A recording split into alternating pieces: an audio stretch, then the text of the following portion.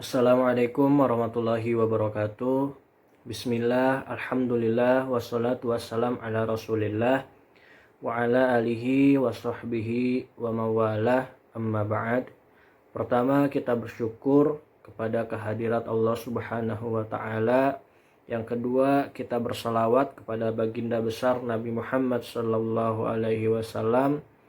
Yang ketiga, perkenalkan, nama saya Muhammad Fauzan Anwar dari kelas 4 TIP 1 akan mempresentasikan proyek SPM dengan judul Manajemen Proyek Pembuatan Aplikasi Jual Beli Murabahah pada Koperasi Al Barokah.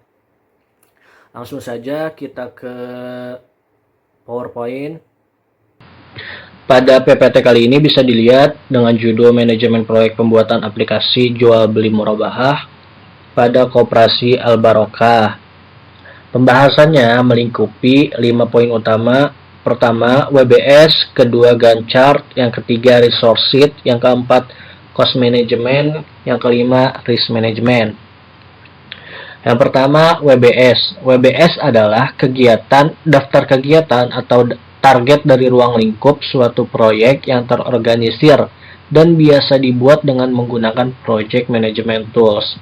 Adapun WBS yang telah saya buat dengan gambar seperti ini.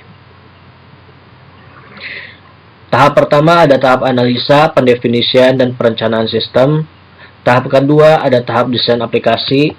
Tahap ketiga ada implementasi. Tahap keempat ada testing. Tahap kelima ada delivery. Tahap keenam ada SOP. Tahap ketujuh ada maintenance. Nah, jadi total WBS yang saya gunakan ada 7 tahapan. Nah, WBS ini merupakan langkah awal untuk membuat suatu proyek lebih tersusun rapih, mulai dari perencanaan kegiatan dan perencanaan sumber daya yang akan digunakan, baik sumber daya manusianya maupun sumber daya material. Untuk lebih lanjut dan lebih jelas, kita masuk ke Project Management, Microsoft Project.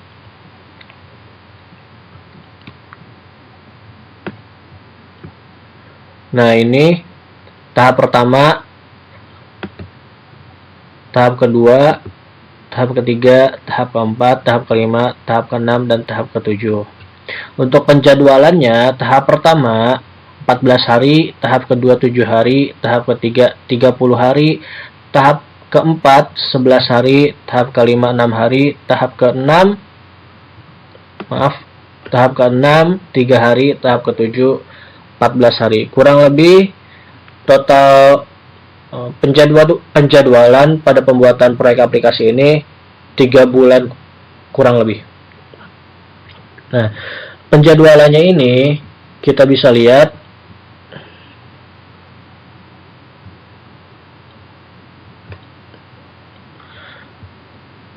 waktunya sudah disesuaikan dengan tanggal-tanggal libur pada tahun 2020. Mulai dari April libur pada tanggal 4, pada tanggal 10 bulan 4 ada wafat Yesus Kristus, dan bulan selanjutnya ada Hari Buruh Nasional.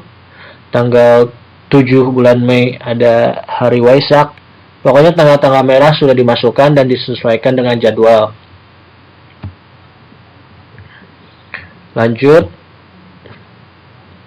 kita ke Gantt chart. Gantt chart adalah sejenis grafik batang yang digunakan untuk menunjukkan kegiatan-kegiatan pada proyek serta jadwal dan waktu pelaksanaannya, seperti waktu dimulainya kegiatan tersebut dan juga batas waktu yang digunakan untuk menyelesaikan laporannya. Oke, untuk lebih lanjut dan lebih jelas kita masuk ke dalam aplikasi Microsoft Project 2019. Nah, ini tampilan Gantt chart-nya berbentuk grafik batang,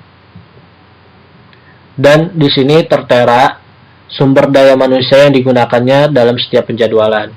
Pada proyek saya digunakan metode finish to start, yang mana berarti kegiatan selanjutnya tidak bisa diselesaikan sebelum kegiatan yang sekarang dituntaskan terlebih dahulu. Oke, selanjutnya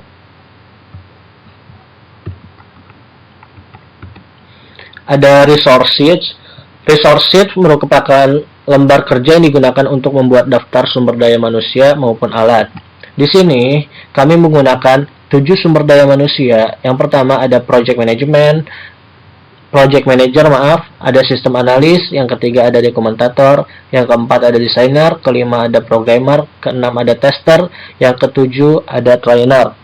Di sini ada 2 orang sistem analis yang kami gunakan, 2 orang desainer yang kami gunakan, ada 2 orang programmer yang kami gunakan. Sisanya kami menggunakan 1 orang untuk setiap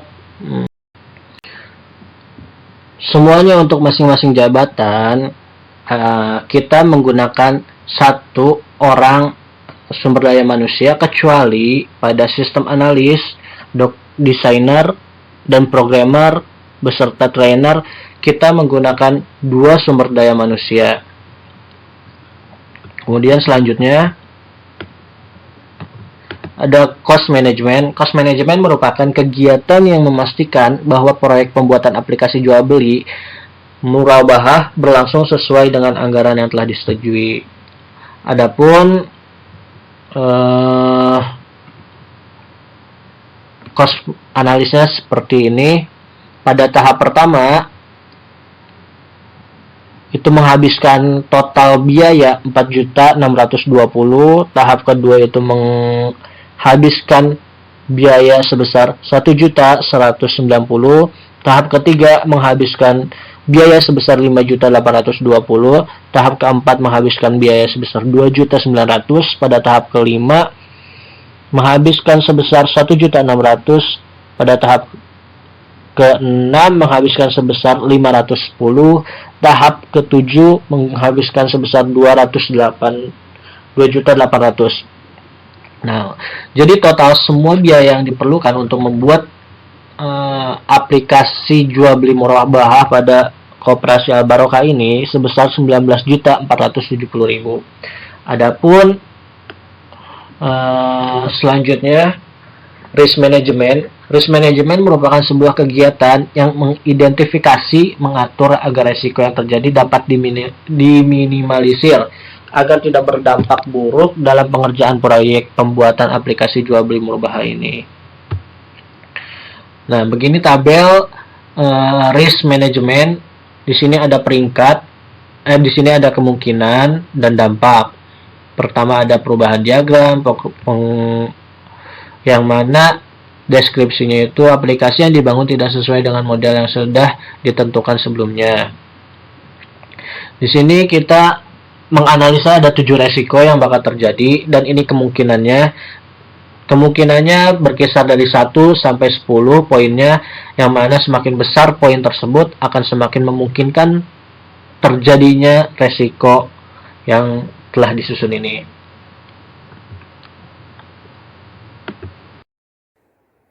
Mungkin cukup sekian dari saya. Apabila banyak kekurangan, kurang lebihnya mohon dimaafkan. Wabillahi taufiq wal hidayah. Wassalamualaikum warahmatullahi wabarakatuh.